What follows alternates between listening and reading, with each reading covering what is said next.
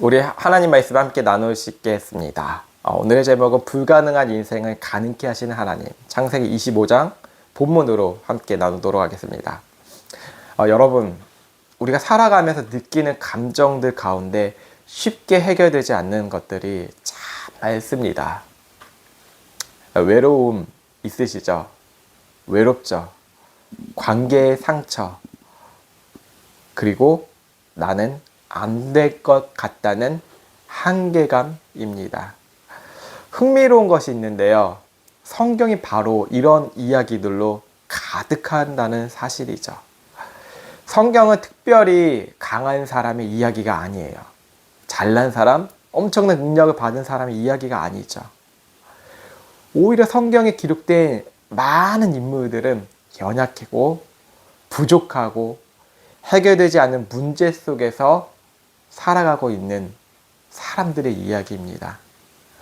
그리고 그 모든 이야기의 중심에는 한 가지의 메시지가 흐르고 있습니다.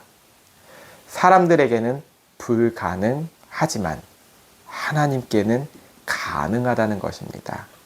우리가 창세기 그 말씀을 쭉 보시면서 사람은 의심하고 연약하고 넘어지네? 그런데 하나님은 가능케 하시네. 이 메시지가 주를 이루고 있습니다. 한 가지 더 여러분 좋은 소식이 있습니다. 여러분이 하나님을 믿지 못하는 그 마음을 갖고 있는데 어떻게 됐죠?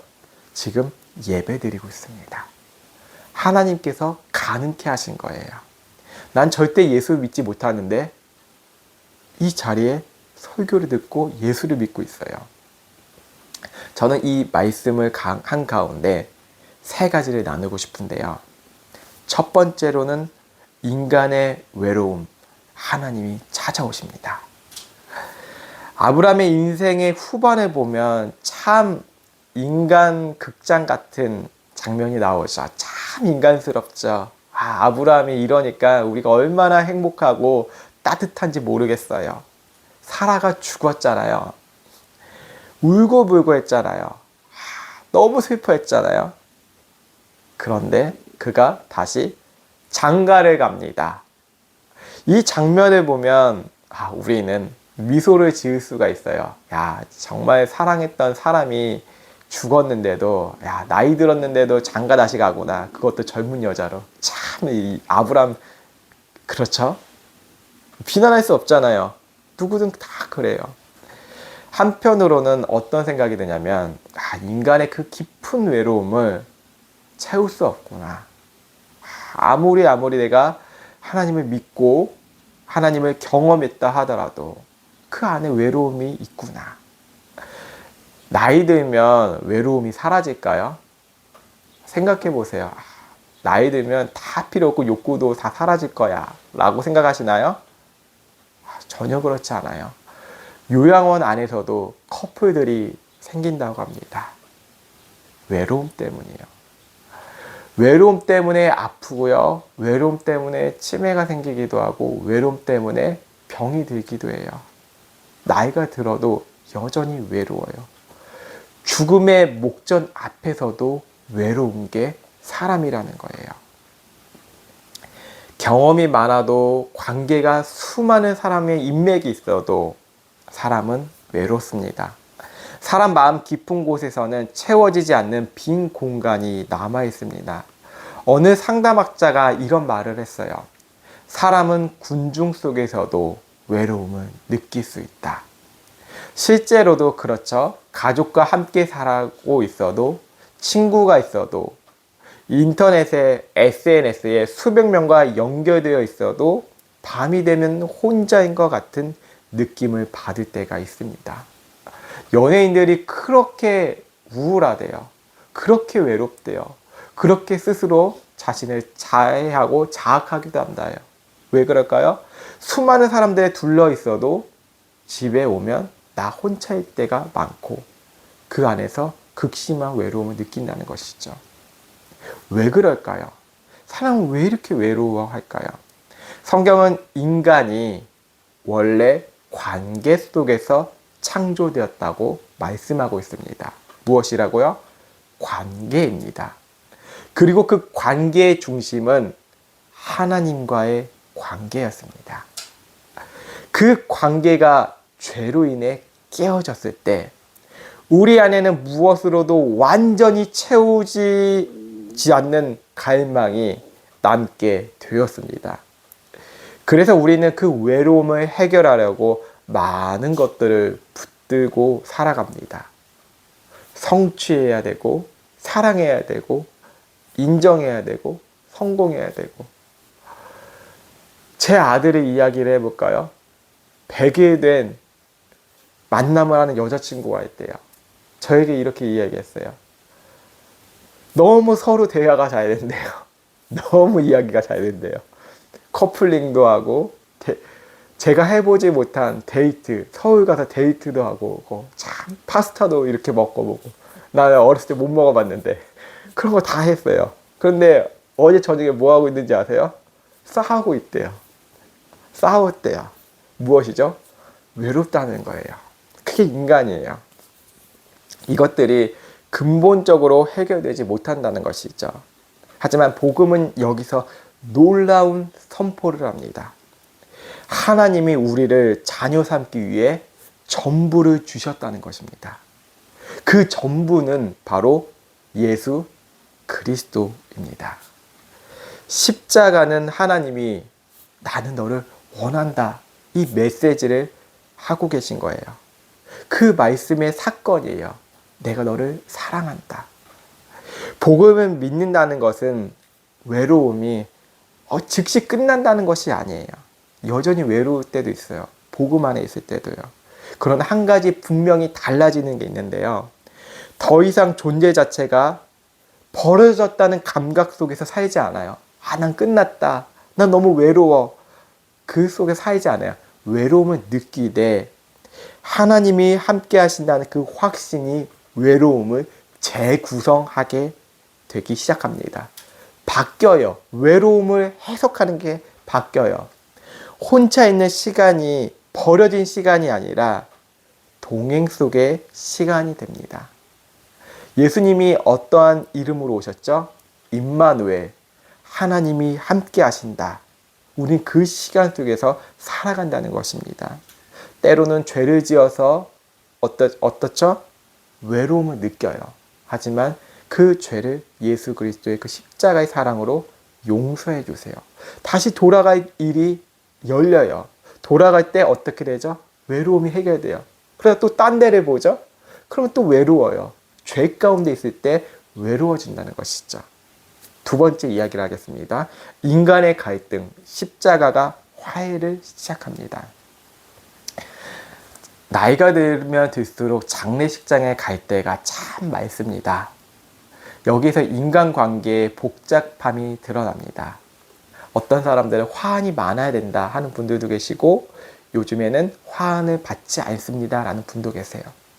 코로나19 18이 네, 18이 생각나는데 어떤 분들이 욕을 18을 코로나 욕을 해서 잠시 떠올랐습니다. 코로나 18일 때 어떤 일이 벌어졌냐면 장례식이 바뀌었어요. 무빈소가 많아졌어요. 그래서 지금은 어떻게 빈소를 차리냐면 빈소가 없어요. 그저 조용히 가족들끼리 모여서 추모를 하고 화장터를 가는 경우가 참 많다고 합니다. 장례식의 트렌드가 바뀌었어요. 하지만 그 형태는 남아있긴 해요. 어떤 가족은 울면서 화해를 해요. 서로 얼싸안고 울어요. 입관식에 막 눈물을 엄청 흘려요. 그리고 어떤 가족은 다투기도 합니다. 얼마로 다투는지 아세요? 10만 원이라도 더 가져가려고 그것 때문에 다퉈요. 부조금 때문에 다투기도 하고요. 재산 때문에 다투기도 하고. 이 죽음이라는 사건이 잠시 사람들을 모이게 해요. 갈등을 하거나 화해하거나 어떠한 형태로든지요. 그러나 시간이 지나면 다시 멀어지기도 합니다. 아브라함의 장면을 보면, 장례의 장면을 보면 이삭과 이스마엘이 함께 서 있습니다. 같은 아버지에게 태어났어요. 서로 다른 이야기와 상처를 가진 두 사람이에요. 두 사람 아브람 때문에 상처받았어요. 그 장면을 저는 묵상하면서 저는 복음이 떠올랐습니다. 우리가 하나님과 화해하게 된 것은 우리의 노력 때문이 아니라 예수님의 죽음 때문입니다.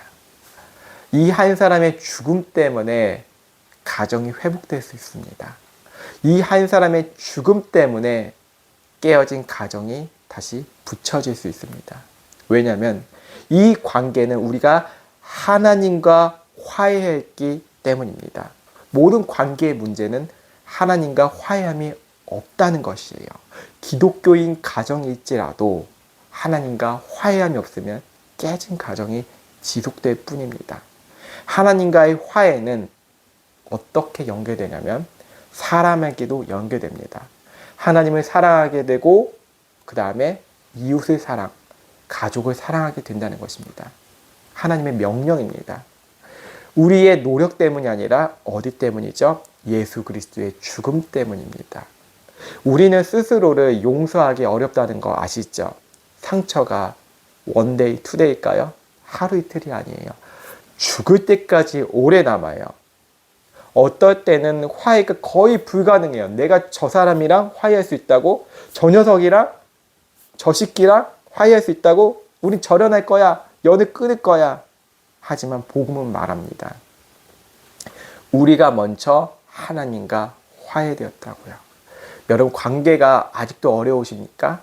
그렇다면 하나님과 화해되었는지 생각해 보세요. 내가 정말 예수 그리스도의 그 십자가의 은혜로 용서받았는지, 하나님과 화해가 되었는지 생각해 보세요. 여러분 이건 교리가 단순한 게 아니에요. 내가 초신자 때 아는 내용이야 이게 아니에요. 여러분 성경에는 어떻게 기록되어 있죠? 처음 믿었을 때를 돌아가라 말씀하고 있어요. 초신자가 되어야 돼요. 처음 믿었던 그 믿음으로 돌아가셔야 돼요. 그때 하나님과 화해가 무엇인지 생각해 볼 수 있다는 것이죠. 그 은혜가 마음에 들어오기 시작할 때 놀라운 변화가 일어납니다. 우리가 용서를 완벽히 해내는 사람이 되어서가 아니라 용서할 수 있는 방향으로 움직이기 시작합니다. 제가 존경하는 목사님이 계세요. 팀 켈러 목사님. 고인이 되셨죠. 하나님 나라에 가셨죠. 자주 강조하는 통찰이 있습니다. 복음은 우리를 동시에 겸손하게 하고 담대하게 만드는 것입니다. 내가 얼마나 용서받은 존재인지 알면 내 자존심이 낮아집니다. 그리고 하나님의 사랑 안에 있다는 확신이 관계 속으로 다시 들어갈 용기를 줍니다. 혹시 지금 마음에 걸리는 사람이 있습니까? 복음은 단순히 위로가 아니라 화해의 시작점이라는 것입니다. 세 번째로 드릴 말씀이 인간의 불가능, 하나님의 가능으로 바꾸십니다. 성경을 처음부터 끝까지 보면 반복되는 패턴이 있습니다. 인간의 한계가 드러나고 하나님의 능력이 나타나는 이야기입니다. 아브라함은 늙어 아이를 낳을 수 없었습니다. 그런데 이삭의 가정도 아이가 없었어요. 근데 앞으로 보게 될 야곱의 가정에도 라헬에게도 자녀가 낳기 힘들었어요.